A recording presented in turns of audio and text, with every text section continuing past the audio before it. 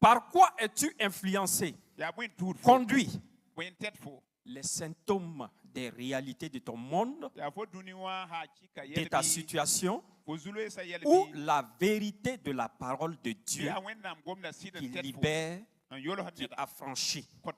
Alors, nous avons deux expressions qui apparaissent dans ce titre. Nous parlons de la réalité, mais on nous parle aussi de la vérité. Alors, quelle est la différence entre la réalité et la vérité? Il y a une différence. La réalité, c'est ce qui est réel. C'est ce que je vois. C'est ce que je peux toucher. Par contre, la vérité, c'est ce qui est invisible. C'est ce que je ne vois pas. Je vous donne un exemple.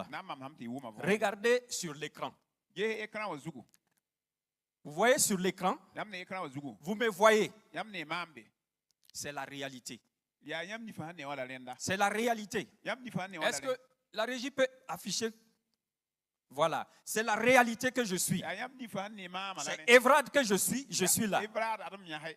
Mais la vérité, c'est que je suis un conquérant vainqueur. La vérité, c'est que je suis le choix de Dieu. Je suis invincible.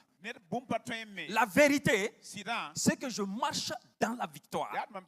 Et rien ne peut m'arrêter. C'est ça la vérité. Et cette vérité est invisible à moi. Donc, vous me voyez, c'est la réalité. Mais la vérité, elle est cachée à moi. Est-ce qu'on est ensemble ce soir?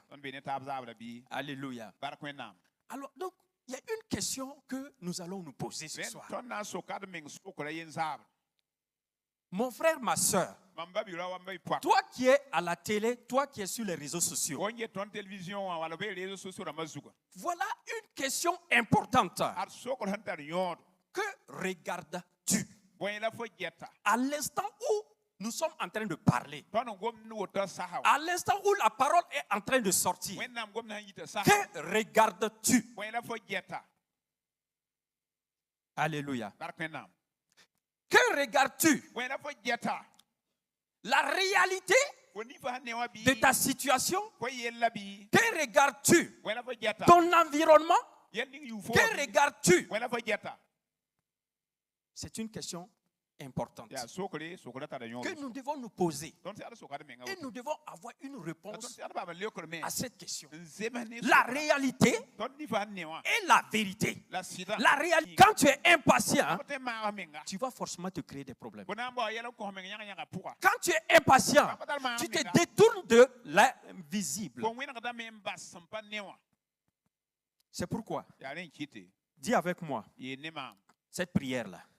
Seigneur, je reconnais que j'ai fait ce qui est mal en voulant être pressé de vivre ma destinée. Je confesse que par le sang de Jésus-Christ, j'ai été racheté, sanctifié, justifié et pardonné de tout acte d'impatience.